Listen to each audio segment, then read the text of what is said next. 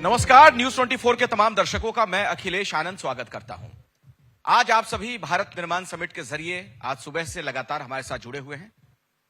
तमाम दिग्गजों को आप सुन रहे हैं। भारत निर्माण को लेकर उनकी क्या सोच है, आने वाले दिनों में इस पर कैसे काम किया जाएगा, कितना काम बाकी है, हर चीज की हम पड़ताल भी कर रहे हैं, उससे जुड़े सवाल जवाब भी कर रहे हैं। इसी कड़ी में अब इस मंच पर एक बहुत ही खास मेहमान मेरे साथ जुड़ गए हैं। मैं चाहूंगा जोरदार तालियों के साथ यहां मौजूद सभी लोग उनका स्वागत करें। सीआर पाटिल साहब, आप जल शक्ति मंत्री हैं, केंद्र सरकार के कद्दावर मंत्री, संगठन में भी बड़ी भूमिका आप निभाते रहे हैं। सबसे पहले सर, आपके मंत्रालय से जुड़े ही कुछ सवाल मैं आपसे पूछना चाहूंगा। जल संचय, जल संरक्षण, उसकी दिशा में आप लोगों ने क्या काम किया है, और दूसरी बात कि इसमें लोगों की भी भागीदारी हो, जन भागीदारी, उसके लिए आप लोगों को कितनी कामयाबी मिल पाई है? सबका नमस्कार। जल संचय, जन भागीदारी को जन आंदोलन में परिवर्तित करना चाहिए और कर्म भूमि से मातृभूमि के लिए पानी में लोगों ने सहयोग करना चाहिए, ऐसा अनुरोध माननीय प्रधानमंत्री श्री नरेंद्र मोदी साहब ने 6 सितंबर 2024 को सूरत में एक वर्चुअल मीटिंग में किया था। उनका आह्वान का जो परिणाम आया वो कि सूरत में, राजस्थान के जो व्यापारी सूरत में रहते हैं, उन्होंने राजस्थान में 40,000 स्ट्रक्चर जल संचय के लिए बनाए। मध्य प्रदेश के जो व्यापारी सूरत में रहते हैं, उन्होंने 35,000 स्ट्रक्चर मध्य प्रदेश में बनाए। और बिहार के व्यापारी जो सूरत में रहते हैं, उन्होंने 10 जिलों में हर गांव में 4 स्ट्रक्चर बनाए। हमने जब शुरू किया तो पहला हमारा टारगेट था 31 मई 2025 तक 10 लाख स्ट्रक्चर बनाने का। और मुझे कहते हुए बहुत ही गर्व है कि हम लोग 27,50,000 स्ट्रक्चर बना पाए। और फिर हमने नया जो टारगेट लिया था कि 31 मई 2026 तक हम 1 करोड़ स्ट्रक्चर बनाएंगे, जो हम 1,55,00,000 स्ट्रक्चर हमने बनाए हैं। इसका क्या फायदा है वो भी मैं बताना चाहूंगा कि हमने जो 27,50,000 स्ट्रक्चर बनाए, उसके अंदर जो महुआ मिनिस्ट्री है, उसके अंडर में एक एजेंसी काम करती है, वो R&D करती है। उसने रिपोर्ट दिया कि 27,50,000 स्ट्रक्चर से 2.4 BCM बारिश का पानी ये जमीन में उतरा है। इस बार हमने करीब 6 गुना एक काम हुआ है और उसके कारण करीब 12 BCM पानी इस साल भी जमीन में उतरेगा। उसको अगर हम हिसाब देखेंगे तो जैसे पोलावरम आंध्र का एक डैम अभी बन रहा है, कई सालों से बन रहा है, अगले साल तक वो पूरा हो जाएगा। वो 5 BCM का है और उसका टोटल खर्च है 55,000 करोड़ रुपया। तो 5 BCM में 55,000 करोड़ रुपया और 2.4 BCM में जो लोगों ने अपने पैसा खर्च किया, उसी में एक काम हुआ है। और टोटल अगर हम देखेंगे तो जो हमें डैम बनाना है तो 25 साल लगते हैं। 25,000 करोड़ रुपया उसमें खर्च होता है, किसानों की जमीन जाती है, उनका विरोध होता है। तो ये जो जल संचय का काम है, वो तुरंत ही दूसरे दिन आपके कुएं में, आपके बोर में पानी का लेवल ऊपर आ जाता है, पानी की क्वालिटी चेंज हो जाती है, अच्छी हो जाती है, COD BOD कंट्रोल हो जाता है। और इसीलिए ये सबसे जो इजी काम है वो सबने करना चाहिए। यही माननीय प्रधानमंत्री मोदी साहब का आह्वान था और बहुत अच्छा रिस्पांस उनको इसके अंदर मिला है। आप लोग हर घर तक नल से पानी पहुंचाने की कोशिश कर रहे हैं। जल जीवन मिशन बहुत ही महत्वाकांक्षी प्रोजेक्ट है। इसमें कितनी कामयाबी आपको मिल पाई है, और अभी क्या लग रहा है कि क्या कुछ और उसमें करना रह जाता है? पानी देने की जवाबदारी वैसे तो स्टेट की होती है, और अभी तक वो पानी दिया नहीं गया। उसके कारण 2019 में माननीय प्रधानमंत्री श्री नरेंद्र मोदी साहब ने ये नल से जल की योजना बनाई। उसके अंदर अभी तक हमने करीब 16 करोड़ घरों में पानी दिया है। 3 करोड़ घरों में और पानी देना है। 31 दिसंबर 2028 तक ये काम हमें पूरा करना है। मगर ये योजना से फायदा क्या हुआ वो भी आपको मैं बताना चाहूंगा। WHO का रिपोर्ट कहता है कि जो महिलाएं 9 करोड़ महिलाएं पानी लेने के लिए दूर दरार तक जाती थी, जो भी क्वालिटी का पानी उनको मिलता था वो लेके आती थी, अपने घर में बच्चों को भी वही पिलाती थी। 5.5 करोड़ घंटे उनके रोज पानी लाने और ले जाने में लग जाते थे। आज उनमें से उनको मुक्ति मिली है और उनके घर में नल से जल मिला है और वो भी शुद्ध पेयजल है। क्योंकि गांव में जो महिलाएं करीब 24,80,000 महिलाओं को हमारे मंत्रालय की ओर से राज्य को साथ में लेकर उनको ट्रेनिंग दी गई है और उनको किट दी गई है कि आपके घर में आने वाला, आपके गांव में आने वाला पानी कैसा है वो चेक कर सके। और 8 लाख महिलाओं ने ये जो पानी चेक किया उसका रिपोर्ट अपलोड किया है, तो उनमें भी जागृति आई है। तो पानी देना, अच्छा पानी देना, उसको चेक करने के लिए भी व्यवस्था करना, ये अपने आप में बहुत बड़ी बात होती है। अपना देश बहुत विशाल है, बहुत बड़ी चौहद्दी है इसकी। कहीं पर सूखा रहता है, कहीं बारिश इतनी हो जाती है कि हर तरफ आप देखते हैं ऐसा लगता है जैसे जल प्रलय जैसे हालात हो गए। नदियों को अगर आपस में सही मायने में जोड़ दिया जाए तो इस समस्या का एक बड़ा समाधान निकल सकता है। क्या उस दिशा में आप लोग कुछ कर पाए हैं? देखिए, मैं उसके पहले आपको पानी की स्थिति बताना चाहूँ। हमारे देश में पूरे विश्व के सामने 18% पॉपुलेशन है। पूरे विश्व के सामने 18% पशुधन है। पूरे विश्व के पास जो पीने लायक पानी है उसमें से 4% पानी हमारे पास है। तो ये पानी की व्यवस्था अगर हम ठीक नहीं करेंगे तो बहुत मुश्किल होगी।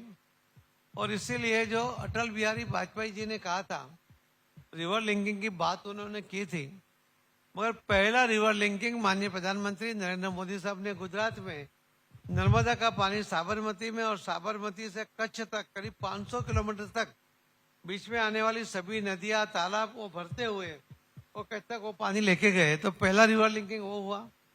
दूसरा रिवर लिंकिंग हुआ केन बेतवा। केन बेतवा के अंदर भी करीब 10,62,000 हेक्टेयर जमीन को पानी मिलेगा और 62 लाख लोगों को पीने का पानी मिलेगा। ये प्रोजेक्ट 2030 तक में कंप्लीट हो जाएगा। तो नया एक प्रोजेक्ट है पीकेसी का, मॉडिफाइड पीकेसी में पार्वती, काली सिंह, चंबल, ये 3 नदियों को जोड़कर पानी राजस्थान तक ले जाना है।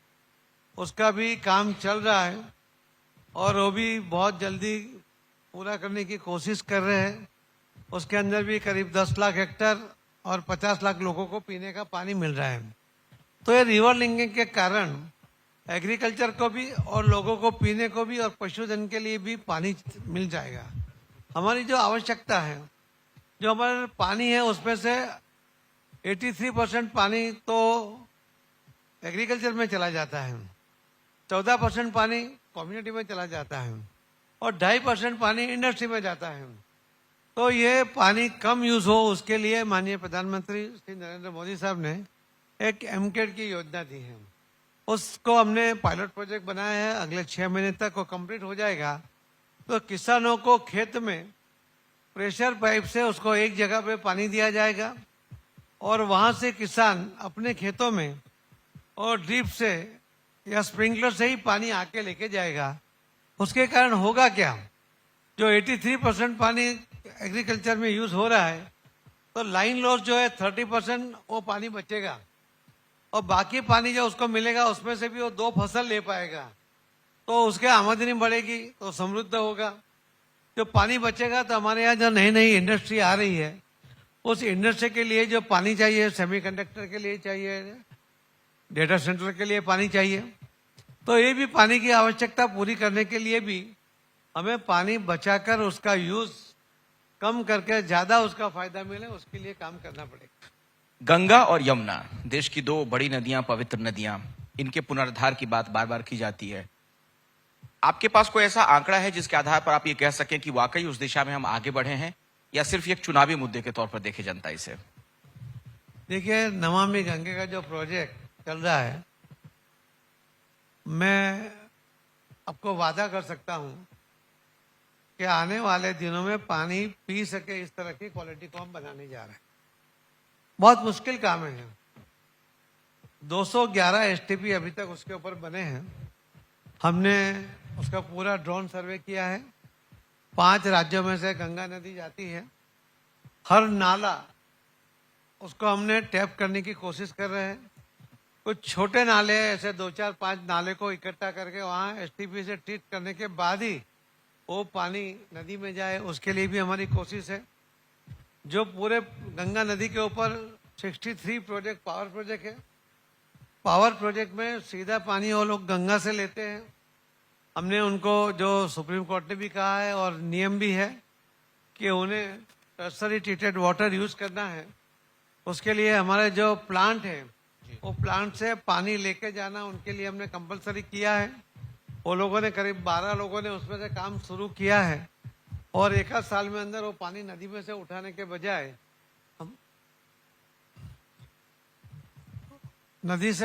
बजाय हमारा ट्रीटेड वाटर भी वो लेंगे तो पानी सीधा नदी में नहीं जाएगा। जो भी पानी जाएगा वो ट्रीट होके ही जाएगा, जिसके कारण नदी में गंदगी ना फैले। और एक हमने प्रयोग किया है कि उसको जब नदी शुरू होती है तो जहाँ पूर्ण होती है वहां तक जो गांव है, वो हर गांव के अंदर जो बच्चे हैं, दोनों तरफ जो किनारों पे गांव है छोटे छोटे, उनको एजुकेट करने के लिए हमने उनको पानी कैसे बचाना है, नदी को कैसे स्वच्छ रखना है, उसके लिए 2-2 नोटबुक के ऊपर ये डिटेल छाप के उनको पहुंचाई है। बहुत अच्छा रिस्पॉन्स उसमें मिला है। बच्चे वो पढ़ते हैं, फोटो भी देखते हैं, उसमें घर में भी वो पानी बचाने की चेष्टा करते हैं। हम लोग पूरे दिन में थोड़ा थोड़ा पानी ग्लास में से फेंक देते हैं। तो 1 गिलास पानी आया, थोड़ा पिया, थोड़ा फेंक दिया। पूरे दिन में अगर हम 1 गिलास पीने का पानी फेंक देंगे तो 140 करोड़ गिलास पानी हम फेंक देते हैं, जो पीने लायक पानी है। तो हमें वहाँ भी पानी की बचत करनी चाहिए कि हम जितना पानी चाहिए उतना ही ग्लास में ले, जितना ले उसको पूरा पी ले। मतलब आप ये कहना चाह रहे हैं कि अवेयरनेस भी बहुत जरूरी है और ये जन भागीदारी हो इसमें हर किसी की। लेकिन एक बड़ी समस्या आजकल जो दिख रही है, जो कंक्रीट के जंगल देखने को मिल रहे हैं, जो शहरीकरण हो रहा है, विकास की तरफ जो हम जा रहे हैं, तो पानी का संचय एक बड़ी समस्या हो रही है। जैसे बारिश होती है या कुछ भी हो तो वो पानी मिट्टी में जा नहीं पाता है। तो जो शहरीकरण के प्रयास आप लोग करते हैं या स्मार्ट सिटी की जो बात हो रही है, तो इस दिशा में कुछ सोचते हैं, कुछ उस तरह की प्लानिंग की जाती है, तालाब वगैरह बनाए जाएं, पानी का संचय हो? ये आपको पता होगा कि जब हमारे देश को स्वतंत्रता को 75 साल हुए थे, जब भी माननीय प्रधानमंत्री मोदी जी ने सभी जिलों में 75 तालाब बनाए थे और उसके कारण बहुत बड़ा जल संचय का काम हुआ। जो पानी शहरों के अंदर रोड बन जाते हैं, पेवर लग जाते हैं, तो पानी नीचे नहीं जाता है, उसके कारण वाटर लॉगिंग भी होता है। हमने सूरत शहर में करीब 6000 जल संचय के लिए स्ट्रक्चर बनाए, तो वहाँ हमारा पानी जो जल संचय की जो मुश्किल थी, वो प्रॉब्लम हमारा सॉर्ट आउट हो गया। दिल्ली के अंदर भी, यहाँ पर भी ये काम हुआ और करीब करीब 90% पानी जो जल संचय जल भराव का था वो भी शॉर्ट आउट हो गया है। तो इसी तरह जल संचय भी होता है और जल भराव का भी जो मुश्किल है वो काम भी ठीक से हो जाता है। गुड़गांव के अंदर जो पानी का आप देखते हैं कि वाटर लॉगिंग होता है, तो मुझे हरियाणा के मुख्यमंत्री मेरे पास आए थे। उन्होंने एक 2000 करोड़ का प्रपोजल लेके आए। मैंने उनको कहा कि ये तो मुश्किल है, संभव नहीं होगा, मगर मैं आपको एक रास्ता बताता हूँ। आप ये रेन वाटर हार्वेस्टिंग करिए जो माननीय प्रधानमंत्री मोदी जी ने कहा है। और उन्होंने अभी 3 जगह पर जहाँ ज्यादा वाटर लॉगिंग होता था वहां पर काम किया। मुझे आज ही उन्होंने बताया कि वहाँ बिल्कुल पानी अभी वाटर लॉगिंग नहीं हो रहा है। और दूसरा, वो 40 करोड़ का अभी टेंडर देके पूरे गुड़गांव में जहाँ जहाँ पानी भरने की जो मुश्किल है वो सबको सॉर्ट आउट करने के लिए काम कर रहे हैं। तो ये जल संचय जन भागीदारी दोनों तरफ से काम उसमें हो रहा है। जल संचय भी होता है और वाटर लॉगिंग भी उसमें से नहीं होता। भारत को आप लोग मैन्युफैक्चरिंग हब बनाना चाहते हैं, तो जो इंडस्ट्रियल कॉरिडोर है उसके लिए जल संचय, उस दिशा में कुछ और सुरक्षा के उपाय किए जाए, इस पर आप लोग सोच रहे हैं? जैसे बिजली और सड़कों को लेकर सोचा जाता है इंडस्ट्रियल हब के लिए। मैंने कहा ना कि अगर इंडस्ट्री आएगी तो पानी की आवश्यकता तो बढ़ने वाली है। और हर सेक्टर में मैं जब आपको बता रहा था ना, मैंने आपको नंबर भी दिए कि कितनी पानी की आवश्यकता होती है, मगर हम खुद कुछ करना नहीं चाहते। जैसे मैं सूरत से आता हूँ, मैं सूरत शहर में आने वाले 50 साल में जो पॉपुलेशन बढ़ेगा और वाटर बेस्ड इंडस्ट्री आएगी, उसके लिए हमने पानी की व्यवस्था की है। हमने बराज तापी नदी पर बनाया है, बन रहा है, 2 साल में कंप्लीट हो जाएगा। तो पूरी दुनिया में कोई शहर ने 50 साल के लिए पानी की व्यवस्था नहीं की। तो वहाँ पॉपुलेशन भी बढ़ेगा, इंडस्ट्री आएगी तो भी पॉपुलेशन बढ़ेगा, और इंडस्ट्री की अपनी भी जो आवश्यकता है वो भी बढ़ रही है। जो मैंने कहा कि सेमीकंडक्टर में पानी की आवश्यकता बहुत होती है, तो किस तरह से उसको पानी की व्यवस्था हो, उसके ऊपर भी काम हो रहा है। गुजरात में जो सेमीकंडक्टर के जो यूनिट अभी भी लगे हैं वहाँ पर भी उनको पानी की आवश्यकता और पानी मिले उसका भी प्रबंध सरकार की ओर से भी कर रहे हैं। भारत का जो पानी भारत में ही इस्तेमाल होना चाहिए, एक एक बूंद, क्या आप इससे सहमत हैं? आपका अधिकार, और कोई कैसे ले जाएगा? तो पाकिस्तान की तरफ अगर पानी जाता है तो हमारा पानी हमारे देश में यूज हो, इसकी पूरी प्रक्रिया चल रही है। रोक दिया जाएगा? बात आप जिस तरह से समझो उस तरह से प्रक्रिया हो रही है। पाकिस्तान का पानी बंद कर दिया कुछ जाएगा? बातें यहाँ नहीं कह सकते, मगर पानी रुकेगा, हमारा पानी है, हमें मिलेगा। पाकिस्तान की तरफ पानी नहीं जाएगा ना, फिर तो बांध बांध बना देंगे और सब। आप शब्दों को मरोड़ो मत, हमारे देश का पानी हमारे देश में रहेगा। तो उसका दूसरा अर्थ तो यही निकल रहा है ना, फिर पाकिस्तान में नहीं जाएगा। क्या पाकिस्तान में नहीं जाएगा ना, फिर तो भारत में ही रह जाएगा। तो मैंने आपको फिर से भी कहा कि इतने लोगों के सामने ये सवाल का जवाब देना उचित नहीं है। मैं आपको आश्वस्त कर रहा हूं कि हमारे देश का पानी हमारे देश में रहेगा। समझ गया मैं, इशारों में आपने बहुत कुछ कह दिया। अब फिर से आपके मंत्रालय के कुछ सवालों पे आता हूं। आपके सामने आपको क्या लगता है कि कौन सी बड़ी चुनौतियां हैं जल संचय की दिशा में? क्योंकि पानी को लेकर जो अब हालात बनते जा रहे हैं पूरी दुनिया में, वाटर क्राइसिस की स्थिति बन रही है, एक बहुत बड़ी चुनौती सबके लिए होने वाली है। तो कैसे उसको आप कर पाएंगे? टारगेट क्या है आपका? देखिए, पानी मोदी जी के विजन से जोड़ के बताइएगा। पानी तो चुनौतियां है ही है, हाँ, और पानी की व्यवस्था करना ये रोज की आवश्यकता है। अगर आपके घर में एक दिन 10 मिनट भी पानी रुक जाता है तो आप परेशान हो जाते हो। तो ये तो पूरे देश को पानी देना है, और एक काम तो मोदी जी कर सकते हैं, और उन्होंने इसीलिए सभी घर में पानी देने का काम किया। सभी खेतों में पानी देने के लिए भी प्रोजेक्ट बना के, पायलट प्रोजेक्ट बना के आगे बढ़ रहे हैं। सभी इंडस्ट्री की भी आवश्यकता पूर्ण हो उसके ऊपर भी काम हो रहा है, और क्वालिटी का पानी मिले। और जो भूगर्भ में जो पानी अभी कम हुआ है उसका लेवल नीचे चला गया है। हम जो हमारी आवश्यकता है 1120 बीसीएम की, हम जो विकसित भारत 2047 तक भी हमारी आवश्यकता रहेगी 1180 बीसीएम की। आज हमारी जो कैपेसिटी है, कैरिंग कैपेसिटी, सिर्फ 750 बीसीएम की है। 6500 डैम है, नदी नाला में जो पानी हम संग्रह करते हैं और सब मिलाकर हम 750 बीसीएम पानी संग्रह कर सकते हैं, और हमारी आवश्यकता 1120 बीसीएम है। हम 370 बीसीएम पानी हम जमीन से निकालते हैं। जो अमेरिका और चाइना जितना पानी निकलता है उससे डबल से ज्यादा पानी हम लोग जमीन से दोहन कर रहे हैं। तो ये तो एक टाइम है, हम धरती माता से इतना पानी निकालेंगे। तो मैं तो कई बार कहता हूं सबको कि आपने आने वाली 7 पीढ़ी के लिए धन संग्रह कर लिया है, मगर जल संग्रह नहीं करोगे तो पीढ़ी जिएगी कैसी? तो धन बेकार है। तो उसमें से कुछ धन जल संचय के लिए लगाइए। कम से कम अपने घर का पानी वो भी जमीन में जाए, अपनी इंडस्ट्री, अपनी फैक्ट्री, अपनी ऑफिस का पानी भी जमीन में उतरे, वो बहकर निकल ना जाए, उसके लिए कोशिश होनी चाहिए।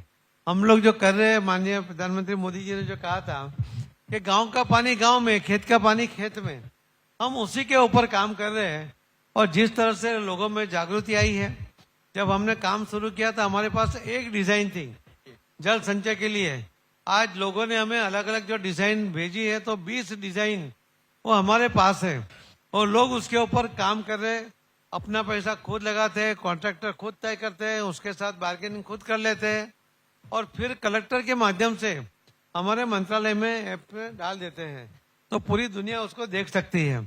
तो यही बात जन जागृति लाना और उसका उपयोग करते हुए कि सभी काम सरकार करे, ये पॉसिबल ही नहीं है।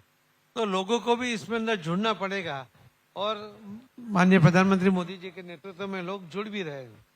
पाटिल साहब, आपका जो लोकसभा कार्यालय है उसे आईएसओ सर्टिफिकेट मिला है? जी।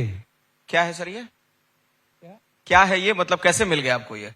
और भी किसी लोकसभा के जो सांसद हैं उनके कार्यालय को मिला है क्या ऐसा कोई मेरा सर्टिफिकेट? कार्यालय 2009 में मैंने आईएसओ किया था, अभी भी उसको अपडेट भी कर लिया है।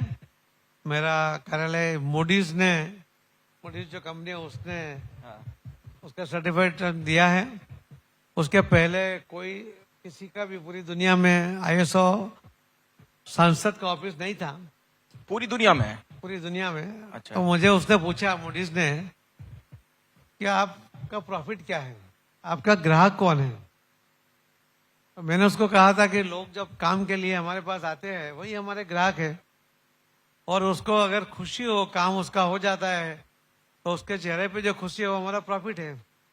तो इस बात के ऊपर उन्होंने 6 महीना खुद ये डिजाइन बनाई, फिर 6 महीने मेरे ऑफिस में उन्होंने सबको एजुकेट किया, उसके बाद सर्टिफिकेट दिया और हम हर 3 महीने में उससे ऑडिट करवाते हैं।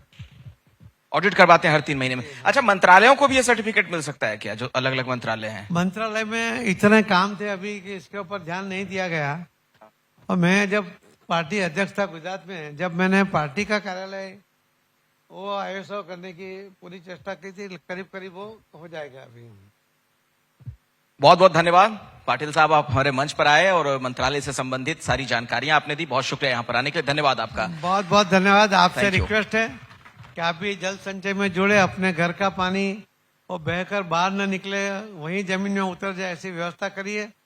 बहुत ही कम खर्चे में 700-800 रुपये में हो जाता है, तो उसके अंदर मैं आपका सहयोग चाहता हूँ। बहुत बहुत धन्यवाद। Thank you sir, thank you.